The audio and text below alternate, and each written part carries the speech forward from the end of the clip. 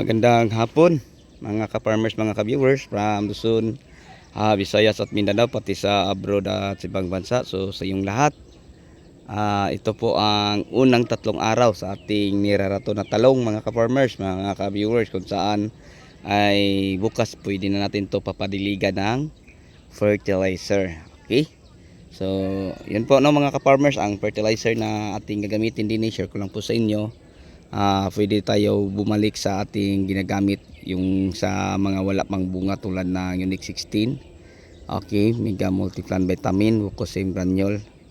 So yan po ang ating gagamitin din. So hindi tayo bumalik sa 3 kilos after transplant, kundi 6 kilos tayo mag-umpisa. So bukas na mga ka-farmers, no, gagamitin natin din. Okay, so ngayon mga ka-farmers, share ko lang po sa inyo. Ito na po ang ating unang 3 araw, no, may mga suloy na, pero yung mga sanga na to mga ka-farmers ay sadyang nandyan na to, no. So ito mga ka-farmers, oh, yung mga suloy nilang bago. Yan. Nakita natin na may mga suloy ng malaliit. So maganda din yung mga ka-farmers, diligan lang natin ng tubig para magpatuloy pa din, no, ang pag tubo sa ating mga sanga ng talong na sumsuloy. Yan, marami na tayong mga suloy na napapansin natin, no. So 3 days after mga ka-farmers, pwede ka na dilig ng fertilizer. So ito bukas pang-4 kasi galing po kami sa farm to. So parang naano lang ako mga ka-farmers, masaya lang ako kasi parang tumataas na ang mga presyo ng mga gulay. Kaya pagdating ko kanina, marami na nag-order, kulit ka na ang tawag, "Sir, nasaan ang gulay mo?" Kasi ang nangyari ito, tinapatabas na mga ka-farmers.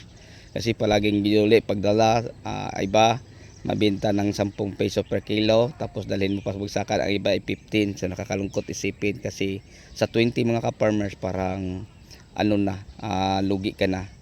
Bakit? Kasi sobrang mahal po, no, ang mga inputs. So ang inputs mga ka-farmers gold, samantalang ang presyo ng mga ani naming mga gulay ay silver lang. So kawawa mga ka-farmers, patuloy na ganyan kababa o kamura, parang walang farmer na matitira, no.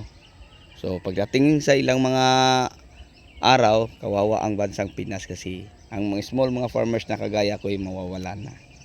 So buti na lang mga ka-farmers ay gumagalaw o tumataas ng konti ang mga presyo. So ang tawag, ang ating kamatis ay 25 per kilo, ang ating talong ay 40, ang ampalaya magadepende 50 hanggang 60. Kaya tuwa-tuwa na ako mga ka-farmers.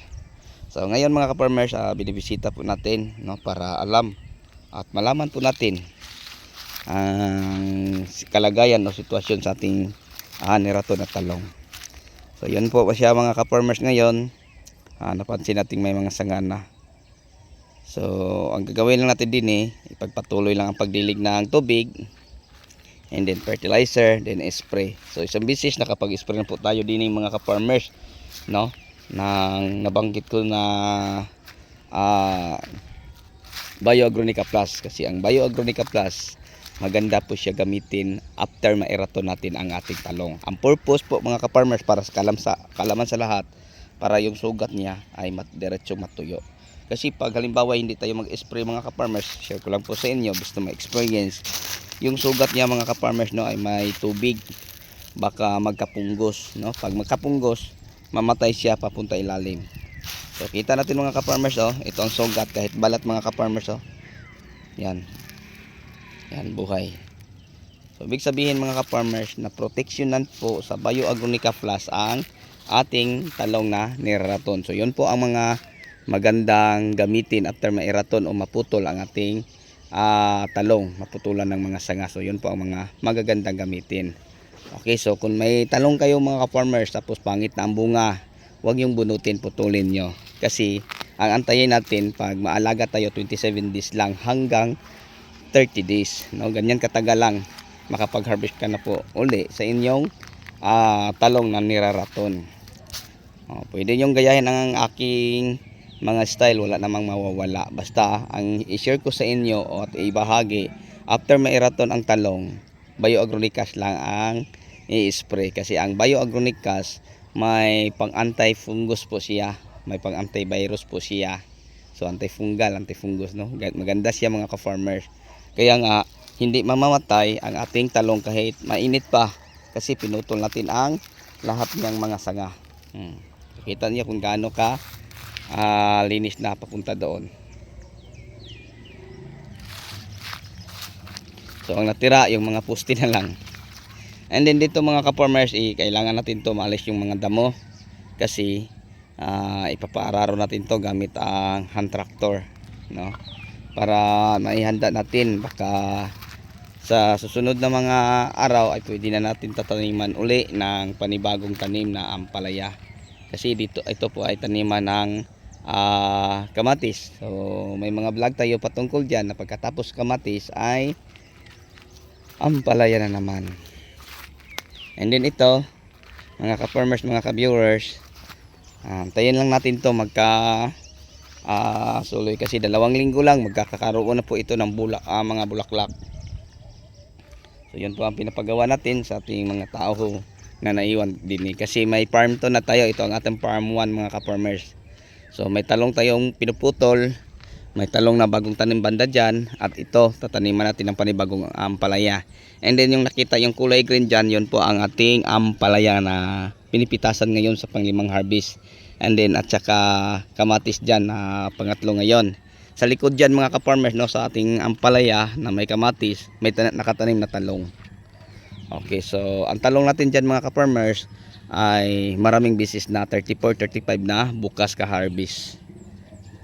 So yun po ang ma-share ko po sa inyo sa hapong ito. Sana po mga ka-farmers ay may natutunan tayo kayo sa aking pagbahagi ng konting kaalaman sa mga talong na niraraton, no?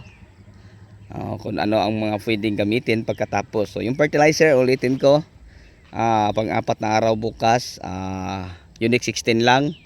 And then haluan natin ang Unique 16 mga ka-farmers ng Mega Multiplan Vitamin at saka Ucosim Granule. So yun lang po. And then 6 kilos ang idilig, pwede 1 cup, no? Yung cup na para kasing laki ng mugs nyo sa umaga kapihan. Ganyan lang mga farmers, kasi malaki-laki na compare sa bagong tanim. Kasi ang bagong tanim 3 days after transplant, parang ganito lang ang dahon niya. So damihan natin, no? Kaya nga nabanggit ko ay 1 cup. So yun lang mga ka-farmers, mga ka-viewers. So sa inyong lahat, hanggang dito na lang po. Maraming salamat sa inyong papanood. Bye bye and God bless. Sa Genox Vlogs. Thank you.